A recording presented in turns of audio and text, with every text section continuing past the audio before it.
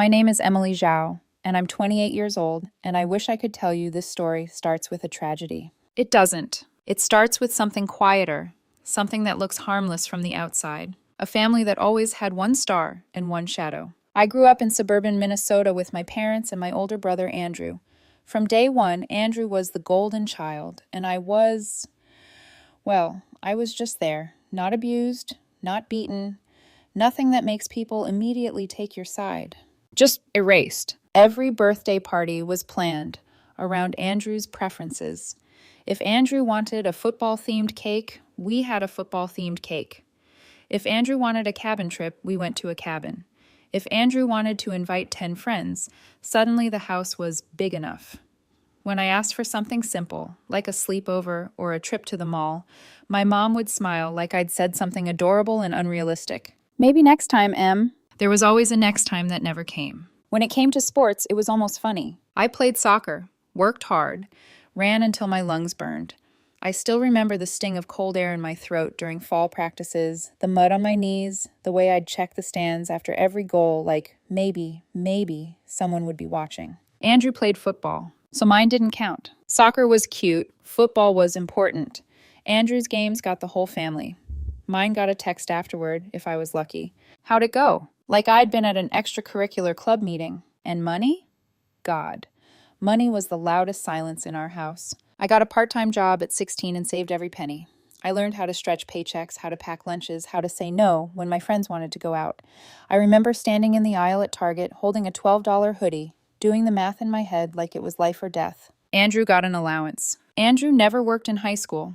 He'd come home, dump his cleats by the door, open the fridge like he owned it, and my dad would clap him on the shoulder and ask about the recruiters. Recruiters. For football, not for life. By middle school, my parents had started saving for Andrew's Ivy League dreams. They talked about it like it was inevitable, like the universe had already signed the acceptance letter. When I asked, carefully, politely, what their plan was for my college, my mom laughed. Emily will figure something out, she said, like she was complimenting me. She's resourceful. Resourceful. That word sounds so positive until you realize what it really means. It means, we're not going to help you, but we want credit if you survive. I tried so hard to get their attention in healthy ways. Grades, sports, volunteering. I was the kid teachers liked, the kid who stayed after class, the kid who didn't cause trouble. And still, in our house, the air changed when Andrew walked into a room. Like he brought the oxygen with him. I even got a partial academic scholarship to a decent state school.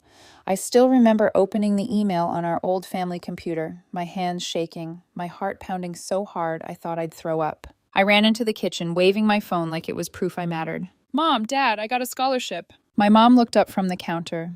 My dad looked up from the TV. Andrew looked up from his plate like I'd interrupted something sacred. And my mom said, without missing a beat, well, it's not a full ride like Andrew might get, but it's something. Something. Not amazing. Not we're proud of you. Not you did it. Just something. The breaking point came at my high school graduation. This should have been my day, right? I had worked my ass off. Graduated with a 3.8 GPA. Earned that scholarship. I had done everything people say you're supposed to do when you want a better life. My parents reluctantly agreed to have a graduation party. Nothing big.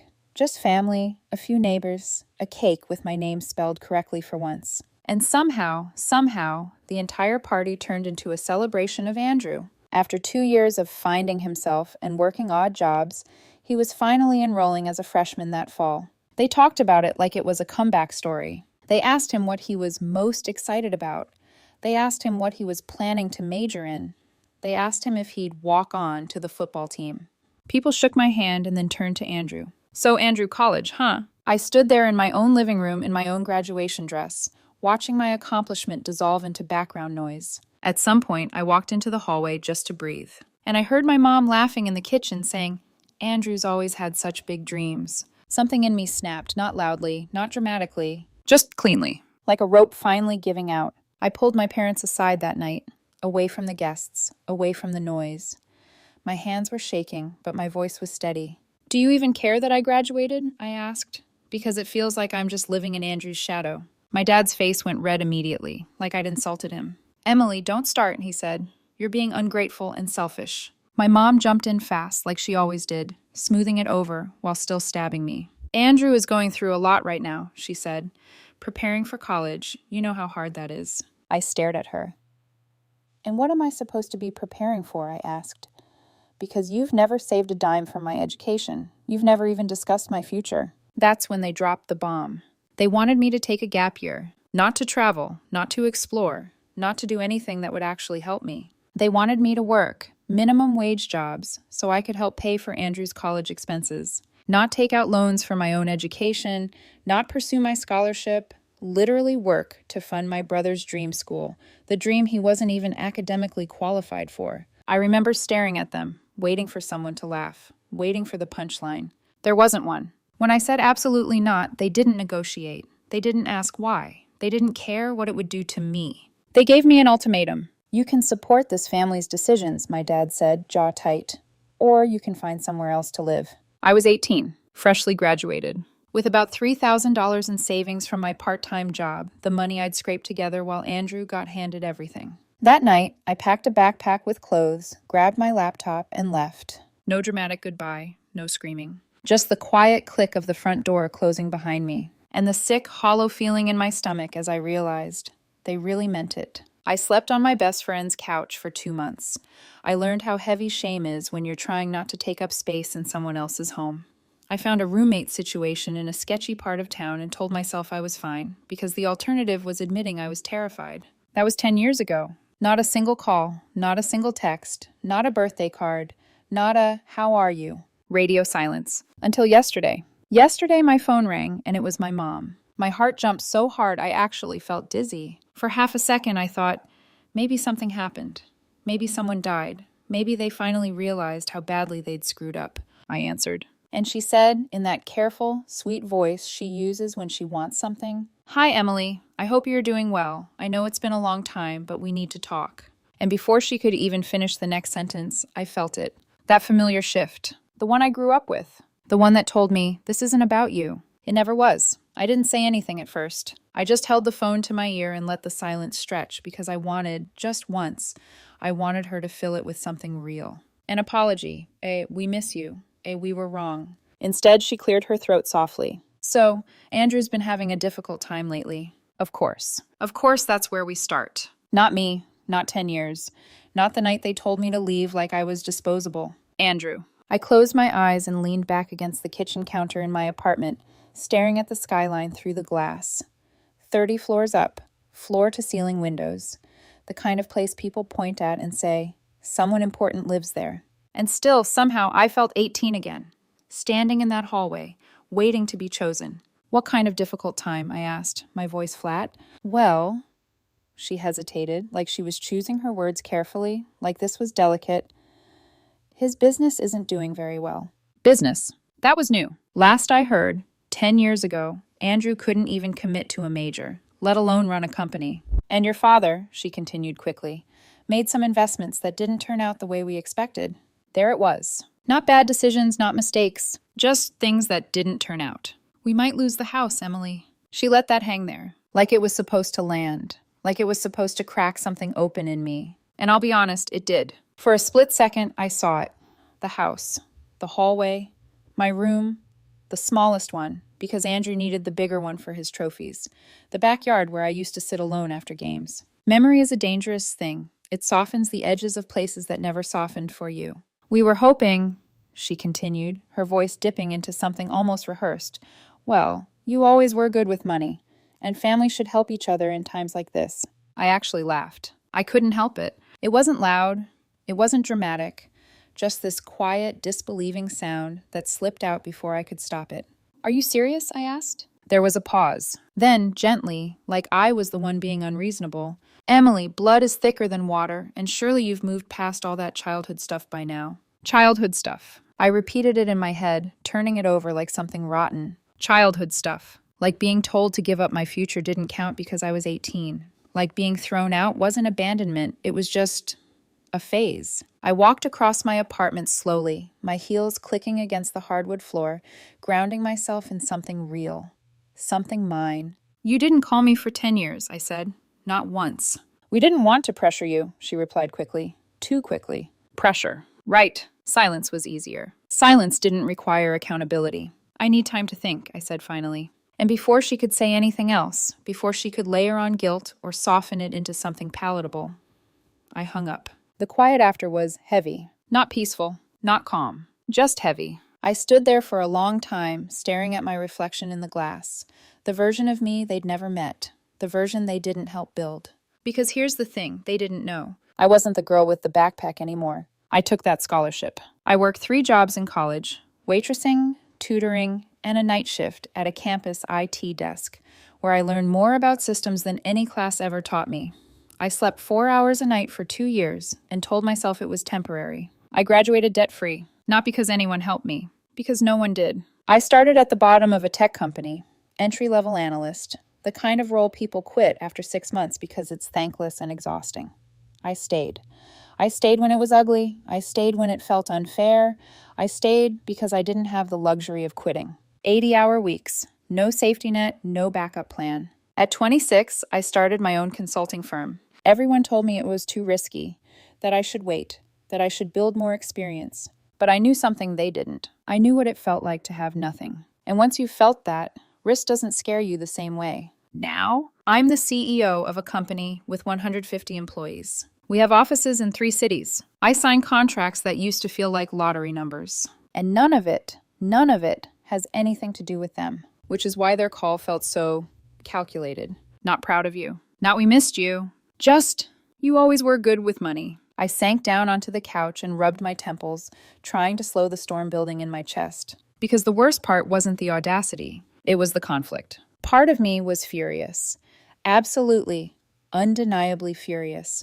10 years of silence, and now I'm suddenly family again because they need something. But another part of me, a quieter part, a weaker part maybe, still loved them, or maybe it didn't love them. Maybe it loved the idea of what they could have been. That's the part that makes this hard. That's the part they were counting on. My phone buzzed again, a text this time. From my mom. We should talk in person. This weekend, it would mean a lot to us. U.S. Always us. Never you. I stared at the message for a long time. I knew what this was. I knew it wasn't going to be an apology. I knew it was going to be a negotiation dressed up as reconciliation. But I also knew something else. If I didn't go, I'd always wonder. So I typed back, Saturday morning. 3 dots appeared immediately. Thank you, Emily. We're so proud of everything you've accomplished. I almost didn't notice it. It was so subtle, so perfectly placed. Not proud of you. Proud of what you've accomplished. Of what you have. Of what you can give. I locked my phone and set it down slowly. And for the first time since the call,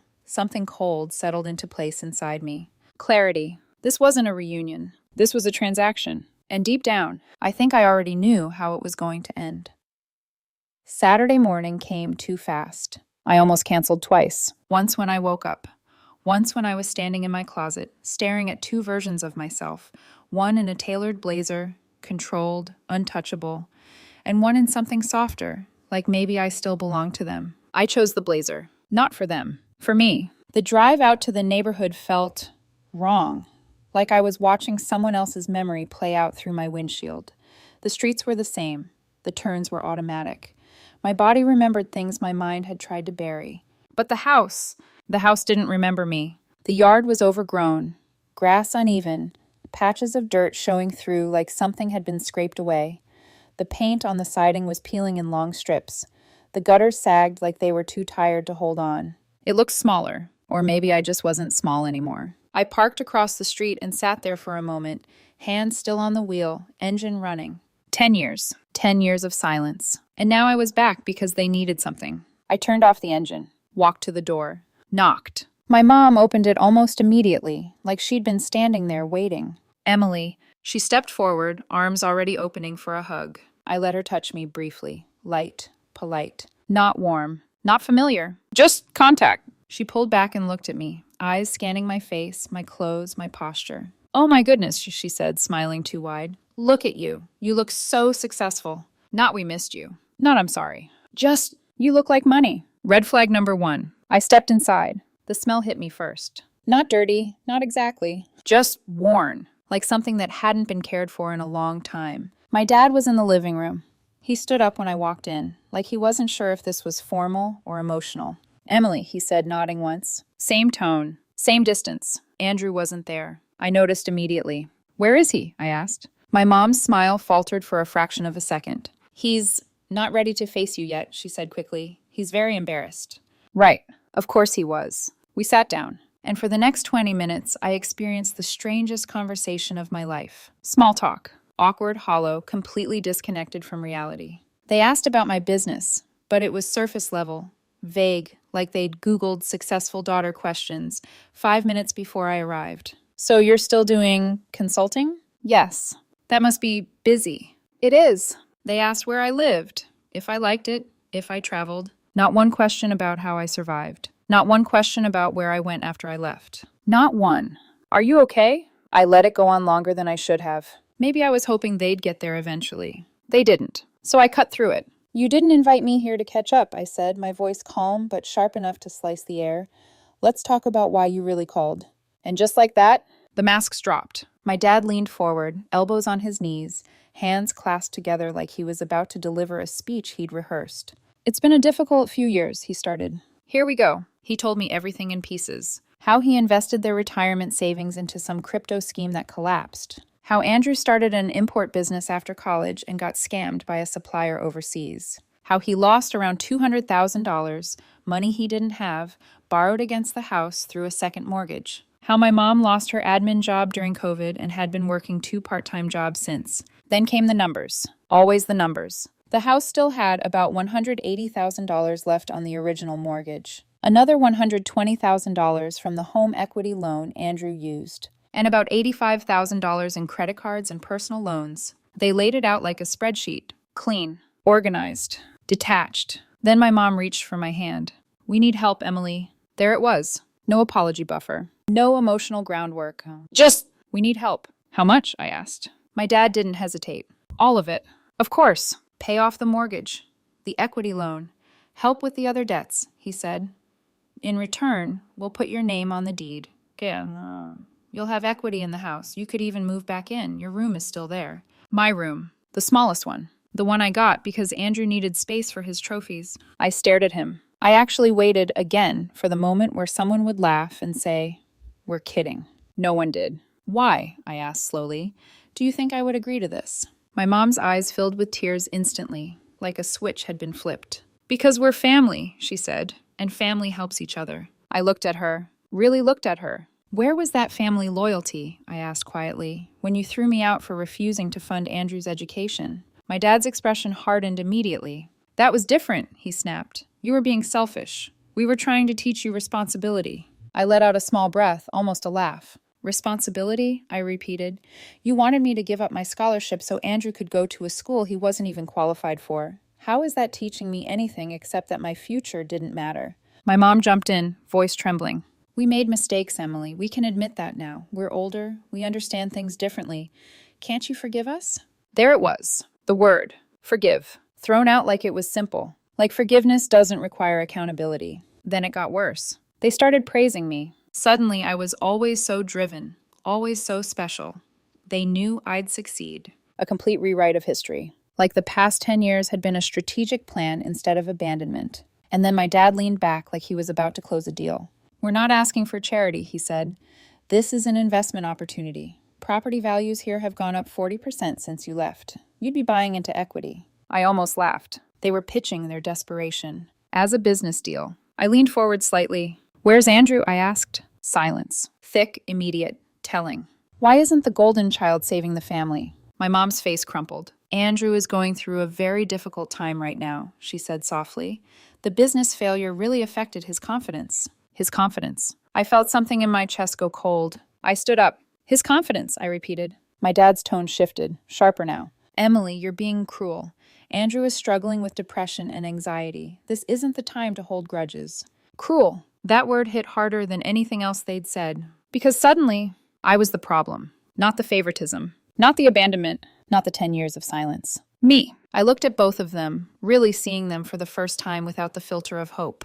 I need time to process this, I said. I turned toward the door. And that's when my mom grabbed my arm. Tight. Desperate. Please, Emily, she said, her voice breaking. We know we weren't perfect parents, but we love you. Don't let pride destroy this family. Pride. There it was again. Not their choices. Not their actions. My pride. I gently pulled my arm free. Walked out. And as I got into my car, one thought kept repeating in my head.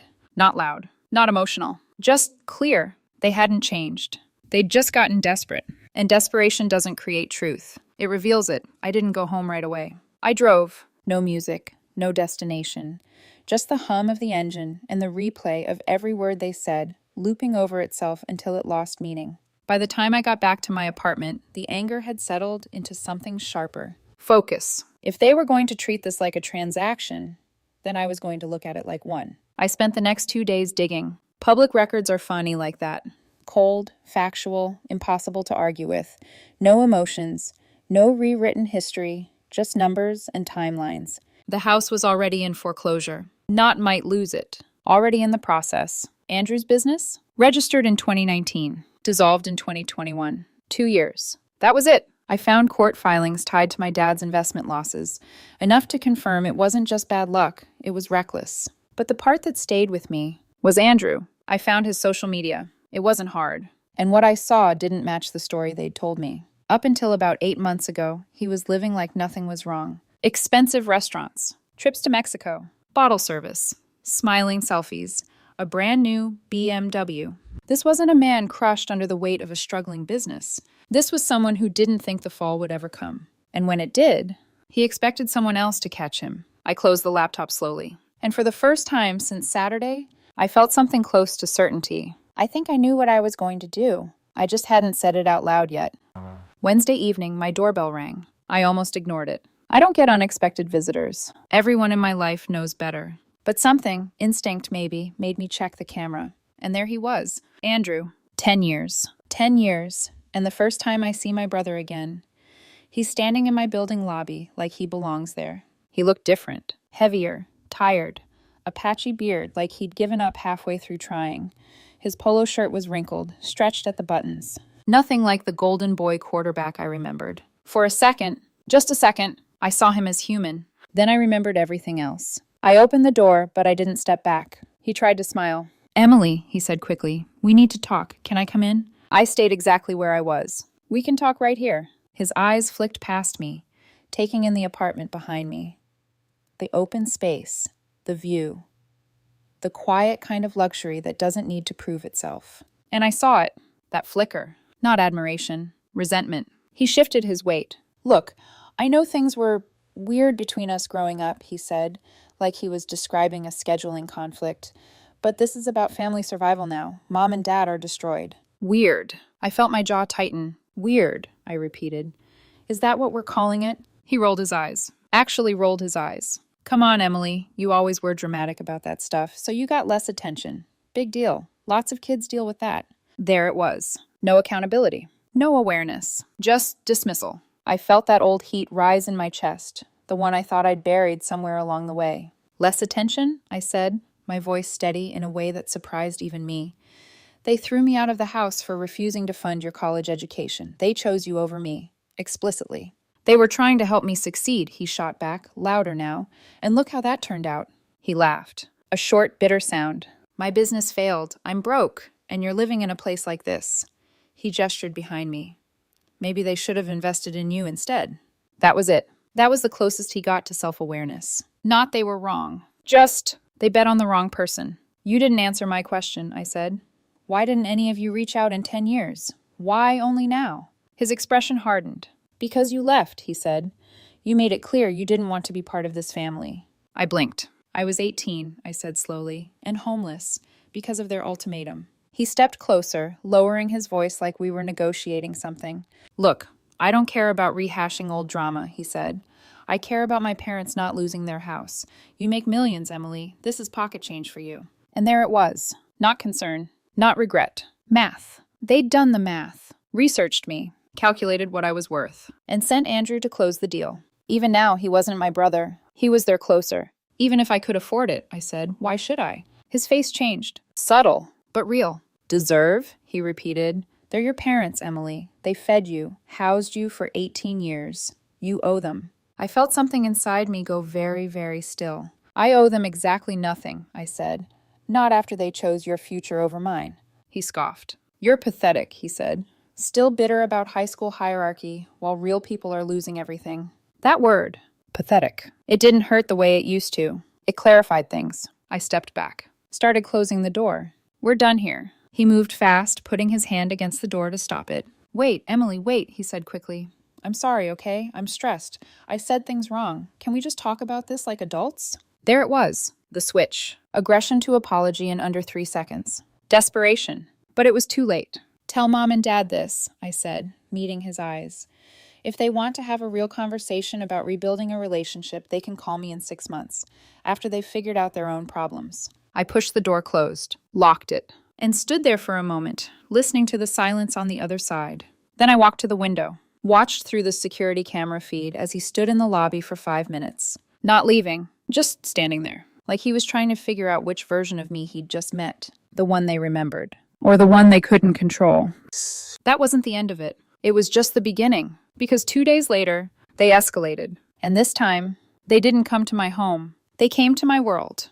Friday morning, my assistant called me. Her voice had that careful edge it gets when something is off. Emily, she said, there's an older woman here claiming to be your mother.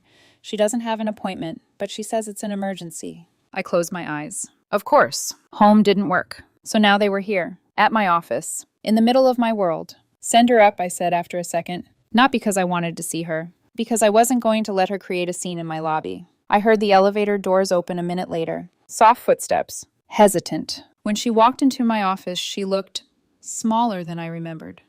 Fragile, almost. Like the environment itself was swallowing her whole. Glass walls, polished floors, people moving with purpose outside. For a split second, I felt it. That pull, that instinct to soften. Emily, she said, her voice already trembling. I'm so sorry to bother you at work. I didn't know how else to reach you. You could have called, I said. I did, she replied quickly. You didn't answer Andrew yesterday. Because I told him we were done talking. She sat down without being invited. And then, like a script she'd memorized, she started crying. Not quiet tears. Not controlled. Full, shaking sobs. Honey, I know we hurt you, she said. I know we weren't fair, but I'm begging you, as your mother. Please don't let pride destroy what's left of our family. Pride. Again. Always pride. Never responsibility. Never accountability. Mom, I said calmly, this isn't about pride. This is about respect. You want me to save you financially while offering nothing emotionally. She looked up at me, eyes red. What do you want from us? She asked. We've apologized. We've admitted we made mistakes.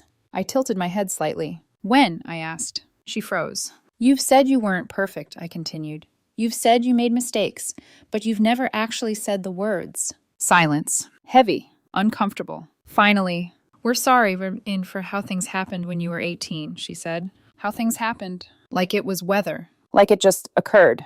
We're sorry for our choice to ask you to leave, she added quickly. But even then, there was something missing. Not regret. Not understanding. Just wording. Why are you really here? I asked. She broke. The tears came harder. Because the foreclosure auction already happened, she whispered.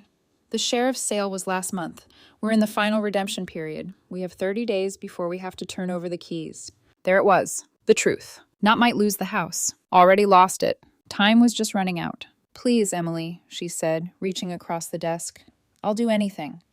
I'll admit we were wrong about everything. I'll apologize to everyone. I'll go to therapy. Whatever you want. I looked at her hand on my desk, shaking, desperate, and I felt something unexpected. Not anger, not pity, just distance. What I want, I said quietly, is a time machine so I can have parents who actually loved me. Her face crumpled. And since that's not possible, I continued, standing up, what I want now is for you to leave my office. I pressed the button on my desk. Security arrived within seconds. She kept looking back at me as they escorted her out, like I was the one who had broken something.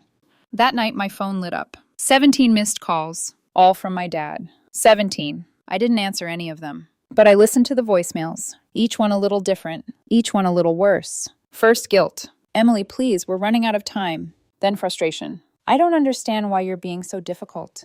Then anger. If you let us lose this house. The last one. Cold. Sharp. Emily, I don't know what kind of woman you've become, but the daughter I raised wouldn't abandon her family like this. If you let this happen, you'll regret it for the rest of your life. I deleted every message. Then I called my lawyer. By Monday, the cease and desist letter was sent. By Tuesday, building security had their names and photos. And by Wednesday, Andrew tried to get into my building again. He didn't make it past the elevator. That was enough for the restraining order. The court granted it almost immediately once they saw the footage. 500 feet. From me. From my home. From my office. Finally, a boundary they couldn't ignore.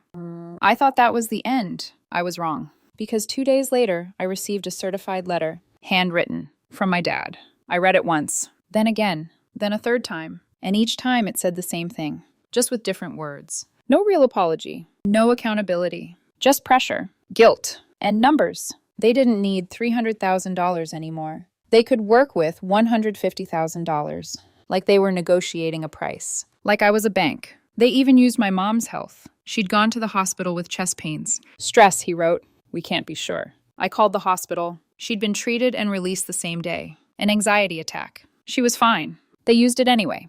That was the moment. Not the call. Not the visit. Not even Andrew at my door. That was the moment everything settled. I wasn't wrong. I wasn't cruel. I wasn't abandoning them. I was just done. I wrote one last letter. My lawyer told me not to. Said it wouldn't change anything. He was right. It wasn't for them. It was for me. Dad, you asked about the daughter you thought I was. You're right. I'm not her anymore. She believed she was less important than her brother. She accepted being ignored. She stayed quiet. That girl stopped existing the night you told her to leave for choosing herself. You had 10 years to rebuild something with me. You chose not to. I hope you figure out your situation. I hope Andrew finds a job. I hope Mom's anxiety improves. But I won't be your solution. Because I was never really your daughter. I was just the spare. Emily. I sent it. Certified. Then I blocked everything. Numbers. Emails. All of it. 2 days later, I checked public records. The house was gone. Sold. Just like that. 10 years of silence. 30 days of desperation. And it all ended with a line on a document. I drove by the neighborhood once. Didn't plan to. Just ended up there. There was a sold sign on the lawn. A moving truck in the driveway. I didn't stop. Didn't get out. Just sat at the light and looked. That house held everything. The good. The bad. The invisible. And as I drove away, I felt it. Not happiness. Not sadness. Something quieter. Closure. I'm not heartless. I hope they land somewhere smaller. Somewhere they can actually afford. I hope Andrew finds a job. I hope they learn something from all of this. But I also hope it happens far away from me. Because I'm done trying to fix a family that never tried to keep me. I'm building something different now. Something real. My boyfriend and I have been talking about getting engaged next year. And for the first time in my life, I'm not afraid of what family means. Because this time, I get to choose it.